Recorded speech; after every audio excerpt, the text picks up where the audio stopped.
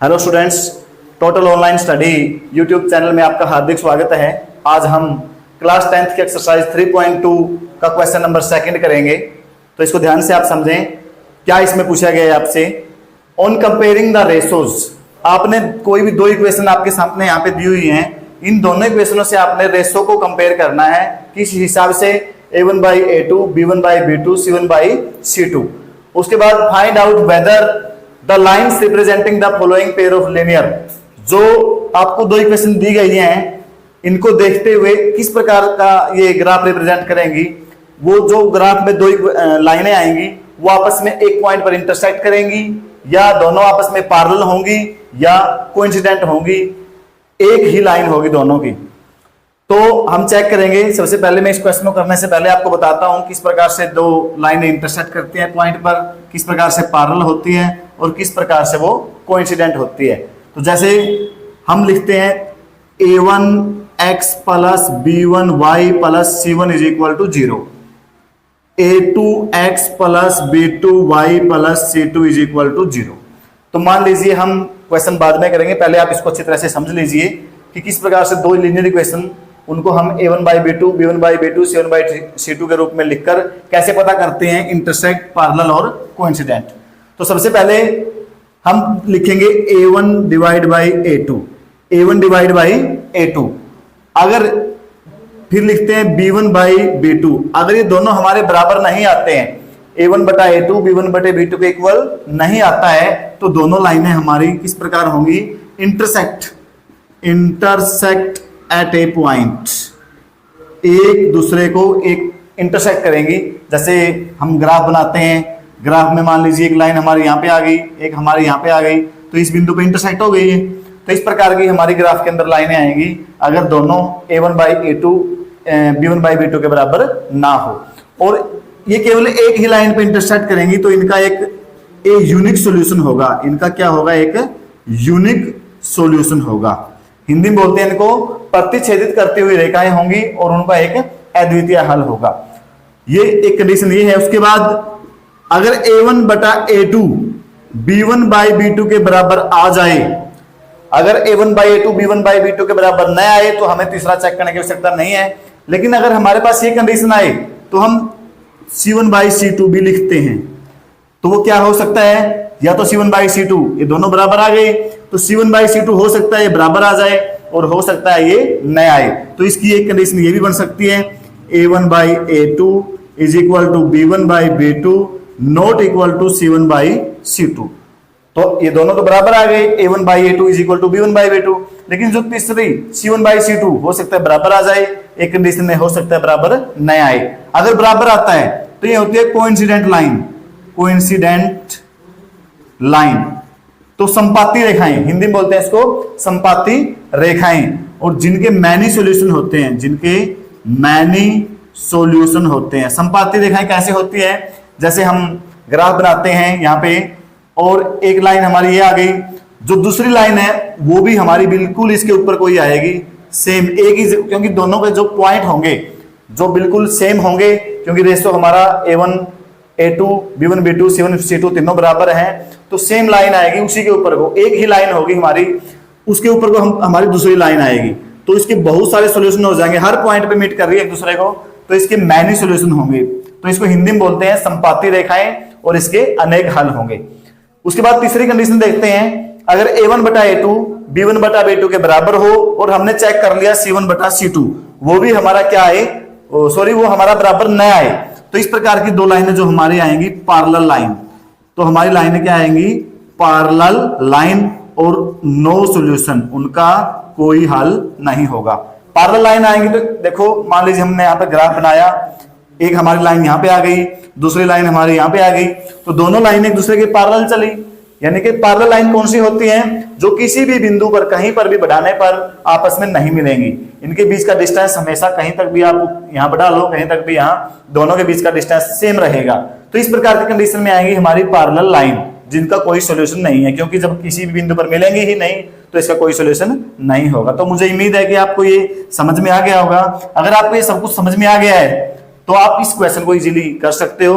जैसे यहाँ पे लिखा है मैंने a1x plus b1y plus c1 is equal to 0, a2x plus b2y plus c2 is equal to 0, तो इसी फॉर्म में है ये। तो 5x माइनस 4y प्लस 8, ये a1 क्या हो गया हमारा 5, ये मान लेते a1 है, और ये हमारा क्या है, ये है b1, और ये क्या है हमारा c1। इसी प्रकार ये a2 हो गया, और ये हो गया b2, और ये हो गया c2।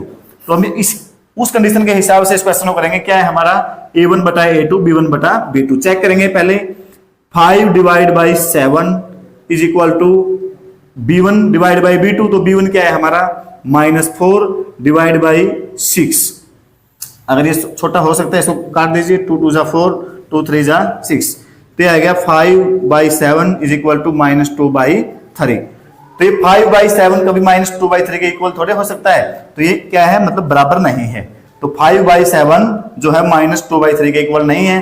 तो आप कहोगे तो जो दो इक्वेशन है इनसे किस प्रकार की जो इक्वेशन है किस प्रकार के का रिप्रेजेंटेशन दे रही है हमें, इंटरसेक्टिंग लाइन। जो इक्वेशन ग्राफ बनाओगे उसमें क्या आएंगे, दोनों लाइनें इंटरसेक्टिंग लाइन, इंटरसेक्टिंग लाइन, और जिनका एक यूनिक सॉल्यूशन होगा, जिनका एक यूनिक सॉल्यूशन होगा। तो इस प्रकार से क्वेश्चन नंबर सेकंड का ये था फर्स्ट पार्ट। अब क्वेश्चन नंबर सेकंड का सेकंड पार्ट देखते हैं।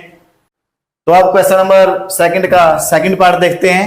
9x plus 3y plus 12 is equal to 0, 18x plus 6y plus 24 is equal to 0। तो यहाँ पे आप पहले इसको थोड़ा सा लिख लीजिए। ये a1 है, ये क्या होगा हमारा b1, ये क्या है c1, और नीचे इसमें ये a2 रहेगा, ये है b2, और ये है c2। तो जैसे मैंने आपको ये बताया कि इस प्रकार से आपने इनको पहचानना है। आप लिखिए पहले a1 divide by a2 is equal to b1 divide by b2।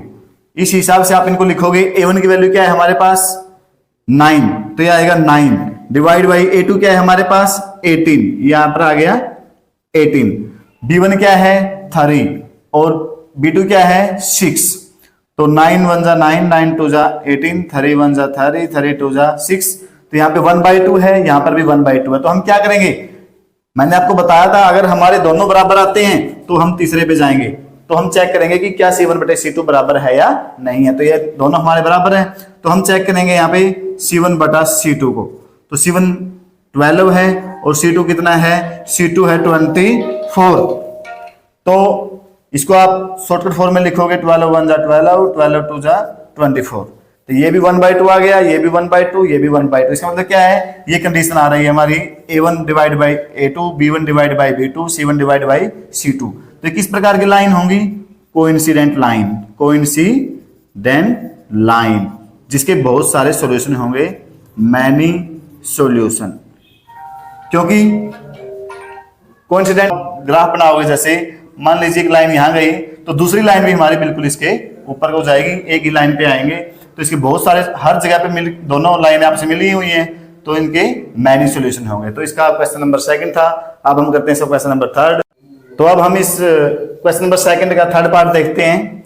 तो इसमें भी 6x minus 3y plus 10 is equal to 0, 2x minus y plus 9 is equal to 0।